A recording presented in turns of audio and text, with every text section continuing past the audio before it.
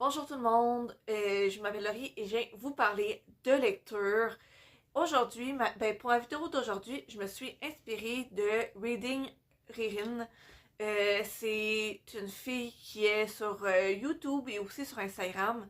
Et j'ai vu récemment une de ses vidéos, dans le fond, où justement, elle faisait une pile de 12 livres qu'elle voulait lire avant ses 30 ans.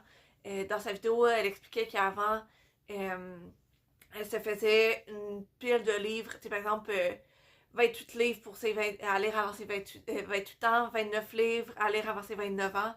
Et ben là, ça devenait peut-être un peu trop pour elle.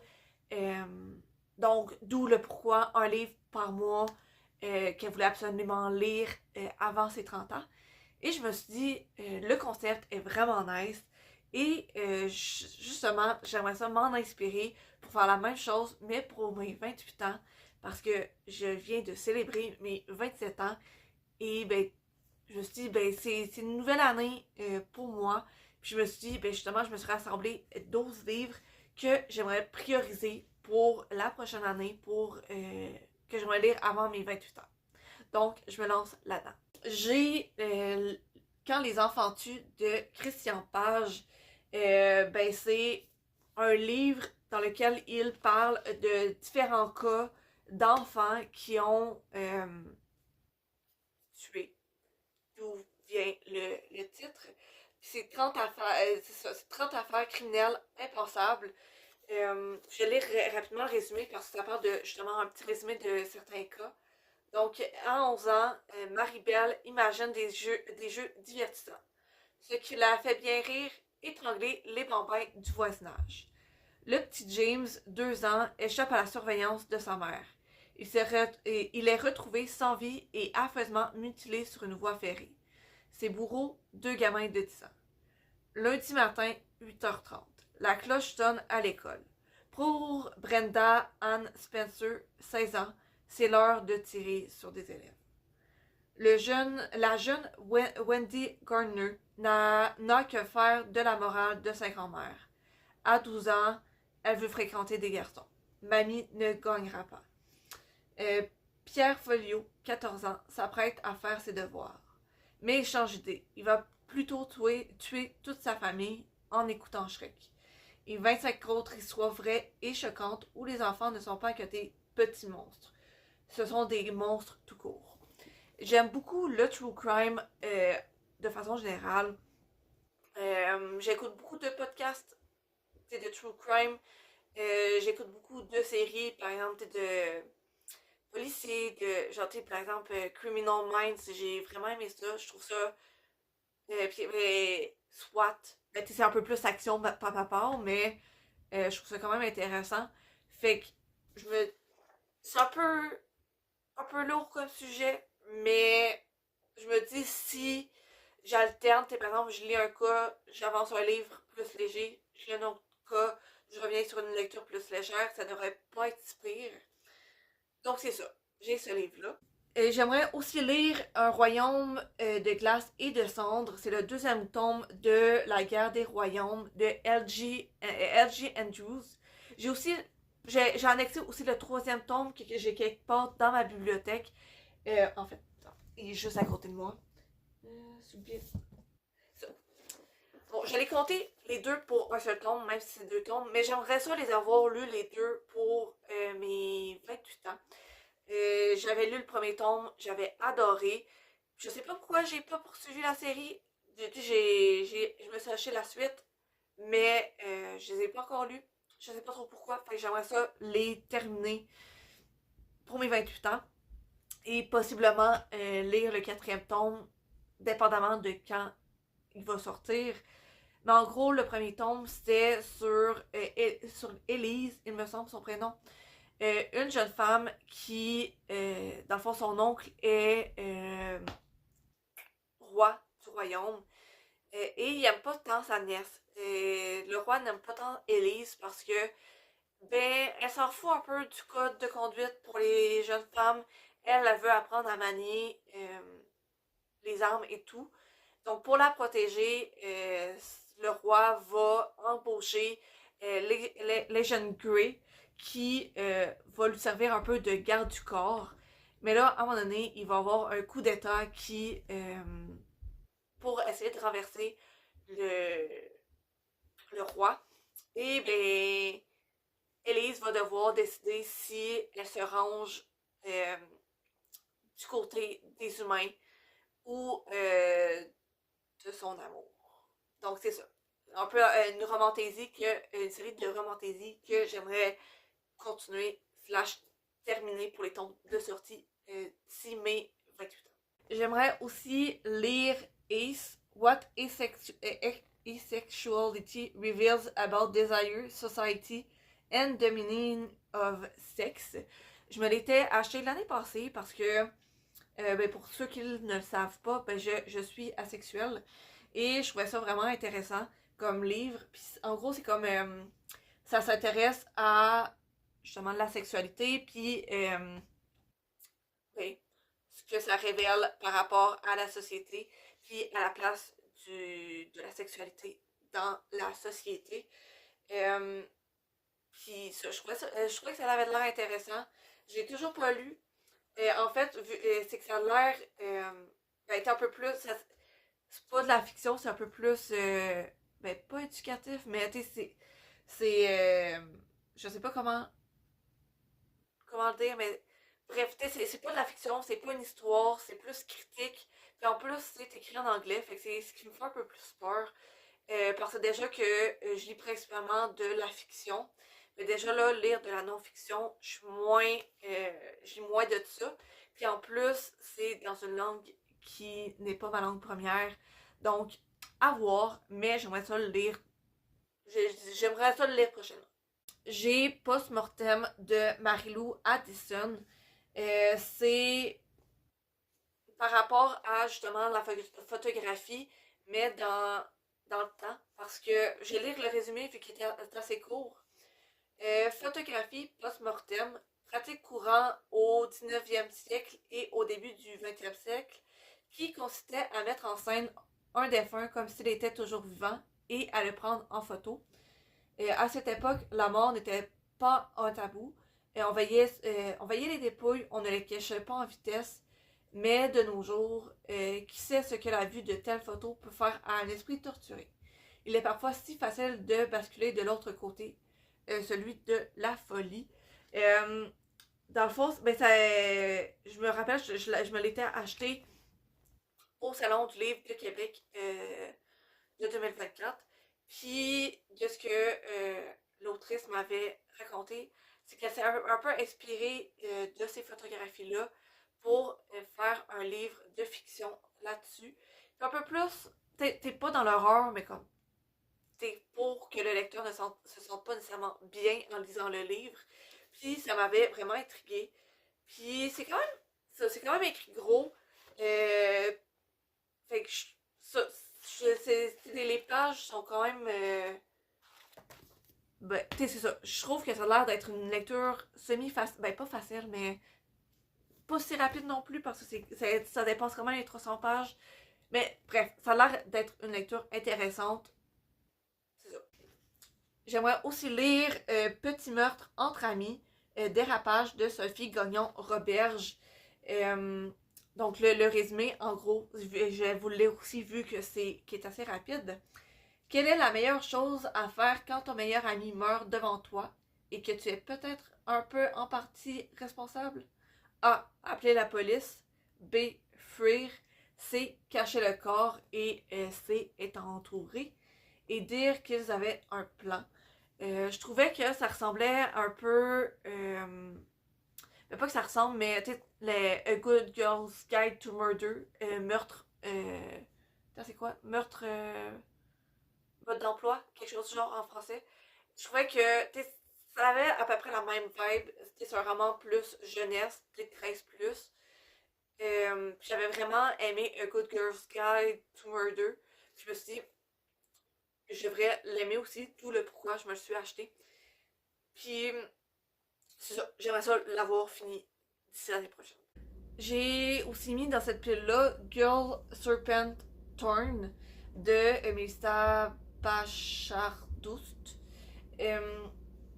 C'est l'histoire de Soraya qui est une princesse et qui a une malédiction. Dans le fond, c'est d'empoisonner tout le monde qui la toucherait. Donc, à l'approche de la cérémonie de mariage de son frère, va falloir qu'elle décide si elle sort de l'ombre pour aller au mariage ou si elle est pas prête. Puis, dans le donjon, il y a un dragon qui... pas un dragon, un démon qui pourrait l'aider à avoir les réponses qu'elle cherche. Et en bas du palais, il y a un jeune homme qui n'a pas peur d'elle, dont les yeux voient au-delà des apparences et comprennent qui se cache sous le poison. Et Soraya va devoir choisir puis comprendre qui elle est vraiment. Une humaine ou un démon, une princesse ou un monstre. Déjà de base, j'avais eu un méchant gros coup de cœur pour la couverture que je trouve vraiment belle.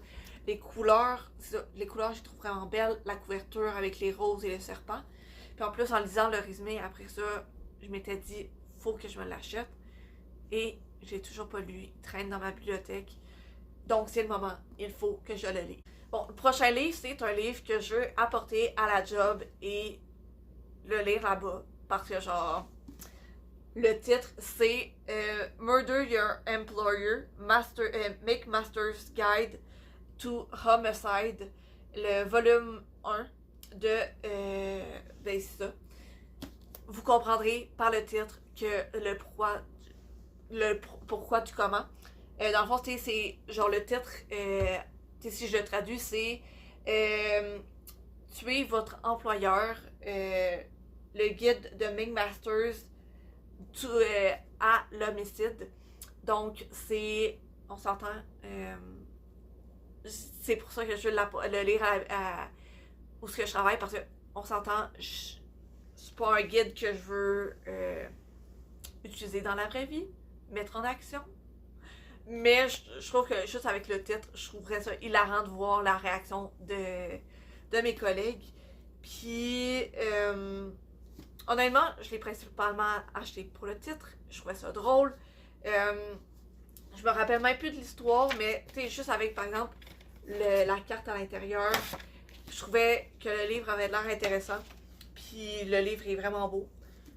Donc, c'est ça. J'aimerais aussi lire Rivière au cerf blanc de Véronique Drouin. C'est Estelle qui est étudiante en histoire de l'art qui prévoyait vivre une expédition en pleine nature à Rivière au cerf blanc où on dit qu'un troupeau de cerfs albino a déjà été aperçu. Puis elle veut aller faire cette expédition-là. D'une part parce qu'elle veut se libérer l'esprit avant de reprendre les cours, mais aussi de renouer avec...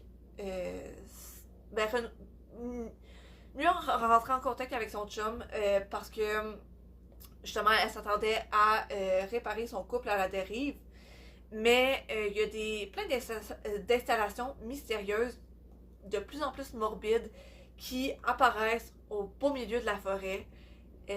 Puis elle trouve ça vraiment étrange. Et le Lenhart a jamais été aussi macabre pour elle.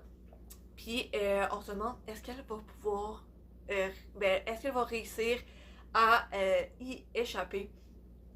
Véronique Drouin, ok, petite anecdote / mise en contexte, pourquoi je me suis acheté le livre.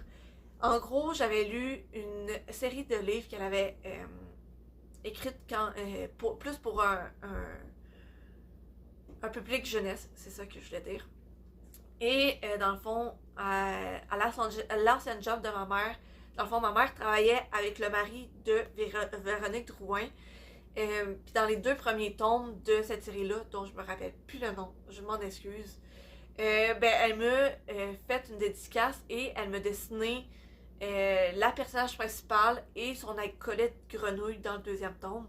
Donc dans le 1er tome, j'ai la personnage principale en dessin avec une dédicace, puis dans le 2e tome, j'ai la petite grenouille. Puis quand j'ai vu qu'elle avait fait un autre livre plus jeune, c'est considéré comme jeunesse, mais comme, tu sais, 13 plus, un jeunesse plus vieux. Semi-sanglant, parce que, tu sais, juste à voir la couverture, ça m'avait vraiment intriguée. Puis, justement, ben, la série que j'avais lue d'elle, c'est plus jeunesse. Fait que là, j'ai hâte de voir comme une autre facette de son écriture. J'ai bien hâte. Puis un autre livre que j'ai vraiment hâte de lire, c'est cette étincelle qui a transformé ma vie de Myriam Busk. Je vais vous lire le résumé, puis après, je vais vous expliquer pourquoi j'ai vraiment hâte de lire le livre, autre que l'histoire m'intéresse et ça a l'air le fun. Je vais vous lire le résumé. Mon cerveau, il veut pas tant fonctionner en ce moment pour vous résumer par moi-même. J'ai 17 ans et je n'ai jamais eu de copain. Pour Corinne, ma meilleure amie, c'est désastreux quand on pense que je viens de commencer le collège. Mais ma vie prend une toute autre allure lorsque j'aperçois ce Chad dans mon cours de philo. C'est une première pour moi. Ce gars me déstabilise. Avec sa mâchoire carrée, ses cheveux noirs charbon et son sourire éclatant, il est clairement le genre à charmer les filles. Moins compris? Nos regards ne cessent de se croiser, mais est-ce vraiment moi qu'il admire comme ça? C'est après les cours qu'il se décide enfin à venir me voir. Il m'invite à passer une audition pour faire partie de son band. Ça tombe bien, j'ai toujours rêvé de chanter sur une scène et ça me permettra de me rapprocher de lui. Ma performance impressionne tous les membres du groupe, y compris Sophia, la sœur jumelle de Chad. Avec ses yeux perçants et son air ténébreux, elle lui ressemble tellement que j'en suis à me demander qui m'attire le plus, lui ou elle. Fait que déjà, l'histoire est vraiment intéressante. Je trouve qu'elle a l'air intéressante. Puis tu sais, il y a l'approche, peut-être que c'est une romance homosexuelle, parce que, genre, j'aimerais ça en lire plus. Puis la deuxième raison, autre que ben, l'histoire m'intéresse, du pourquoi je me suis acheté ce livre-là, c'est que ben, je connais Myriam Busk, on se suit sur Instagram et je fais partie d'un book club qu'elle en aime. Puis elle est tellement fine, puis quand j'ai vu qu'elle allait être publiée chez Ediling, ben, j'ai sauté sur l'occasion. Dès que j'ai vu à la job que son livre était dans le système, je me suis réservé une copie, puis je me le suis acheté. Et ben c'est ça, je tiens vraiment à le lire prochainement. J'aimerais aussi lire Un été italien de Rebecca Serle. C'est à la mort de sa mère, Cathy est bouleversée. Carole n'était pas seulement sa maman, elle était aussi sa meilleure amie. Pour ne rien arranger les choses, pour ne rien arranger, leur escapade à Positano, le village magique dont Carole a rêvé toute sa vie, était prévu sous peu. Cathy doit maintenant faire le voyage seule. À son arrivée en Italie, elle comprend que la magie dont parlait Carole est bien réelle. Un événement inusité plonge Cathy dans une aventure incroyable qui lui permettra de découvrir sa mère sous un autre angle, ainsi que ce grand secret qu'elle a gardé enfoui toute sa vie. Cet été italien transformera Cathy et lui permettra de comprendre que les liens qui l'unissaient à sa mère survivront bien au-delà de la mort. J'avais vu que l'été passé, il avait été bien populaire. Fait que c'est pour ça que je me l'étais acheté. Mais je l'avais acheté sur le tard durant l'été. Et j'aime bien lire les livres quand, par exemple, justement, ben, il est marqué un été italien, ben, je vais le lire en été. Si un livre est a plus une vibe automnale, ben, je vais plus le lire en automne. Et peu importe la saison, ben, s'il y a une saison dans le titre ou s'il y a une vibe d'une certaine saison, ben, je veux le lire durant cette saison-là. Fait que j'aimerais ça le lire durant l'été de mes 27 ans. Et parlant justement de vibes selon les saisons, un livre que j'aimerais lire cet automne, c'est The Pumpkin Spice Café de Laurie Gilmore. Je me l'étais acheté parce que justement, il est bien populaire. Je me suis acheté le deuxième et le troisième tome. sans avoir lu le premier. Mais je savais que si je ne les achetais pas direct quand ils arrivaient en librairie, il faudrait que j'attende longtemps avant de les avoir. J'ai même pas lu le résumé, mais je sais que c'est genre des livres de romance un peu cucu, mais genre, parfois j'ai besoin de ce genre de lecture-là, un peu cucu, un peu cliché. Puis c'est ça. Puis je sais que. Attends, j'ai essayé de retrouver les titres des autres. Il y a The Cinnamon Bun Bookstore que genre puis après il y en a un autre que le troisième qui est sorti c'est Christmas quelque chose puis là ben je l'ai pas dans ce livre là c'est quoi le troisième mais tu sais c'est ça tu sais c'est tout dans le même village mais dans des business différentes avec des personnages différents mais dans le même petit village et ben juste à voir comme la hype de cette série-là, ben j'ai hâte. J'ai hâte, puis surtout que l'autrice elle a le même prénom que moi. Ça me donne encore plus de goût. Et finalement, le dernier livre que j'aimerais lire avant mes 28 ans, c'est Our Violent Ends de Chloé Gong. J'avais vraiment aimé le premier tome, c'était These Violent Delights, et j'avais vraiment aimé. Puis ça, c'est qu'en gros, ça s'inspire de Roméo et Juliette. Ça se passe dans les années 20, 1920, je tiens à le préciser, à Shanghai. Et il y a deux gangs qui s'opposent. Une famille asiatique ben, de la ville de Shanghai, la famille à Juliette, qui, genre, ben ça, c'est le gang, le gang de rue qui contrôlait les Shanghai depuis longtemps, le plus longtemps, jusqu'à temps que le gang de la famille à Roma, donc t'es Roméo Roma, c'est une famille russe qui a émigré à Shanghai et qui tente de prendre de plus en plus de terrain sur le territoire de la famille à Juliette. Donc on s'entend, c'est deux familles opposées, mais Roméo et Juliette ont été en contact quand ils étaient plus jeunes et ils se sont retrouvés, mais ils savent qu'ils peuvent pas avoir de relation ensemble, de contact, jusqu'à temps qu'il y a un mâle qui tente de, genre un monstre, qui commence à attaquer la ville, les habitants de la ville de Shanghai. Et chacun de leur côté, les deux gangs tentent de sauver leur population. Et Juliette et Roman se rendent compte que s'ils n'allient pas leur force, ils ne pourront pas anéantir ce monstre-là. Donc, en cachette, ils s'allient. Évidemment, ils le disent pas à leurs familles respectives. Mais c'est ça. Fait que j'avais vraiment aimé le premier tome. Le concept, il est vraiment nice. Puis j'ai vraiment hâte de lire le deuxième tome aussi. Donc, c'est les 12 livres. 13 si on compte le deuxième et troisième tome de la série Les Guerres de Royaume. Fait que les 12-13 livres que j'aimerais lire d'ici mes 28 ans. N'hésitez pas à me dire en commentaire si vous aimez ce genre de concept-là. Parce que si vous aimez ça, ben en tout cas, moi, pour l'instant, j'aime ça. Je vais voir l'année prochaine. Puis, ben, ça serait peut-être un concept que je referai à chaque année. L'année prochaine, ben, je pourrais justement faire une vidéo récapitulative de ces 13 lectures-là et en vous présentant mes 12 prochaines lectures de l'année d'après. Donc, faire un donneur de récapitulatif / présentation de mes 12 prochains livres. Bref, tout ça pour dire, n'hésitez pas à me dire en commentaire si c'est le genre de concept que vous appréciez. Ben sinon, merci de m'avoir écouté.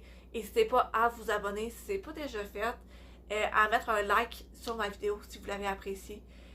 Sinon, ben, je vous remercie encore d'avoir passé du temps avec moi. Je vous souhaite une bonne journée et on se retrouve dans la prochaine vidéo. À la prochaine!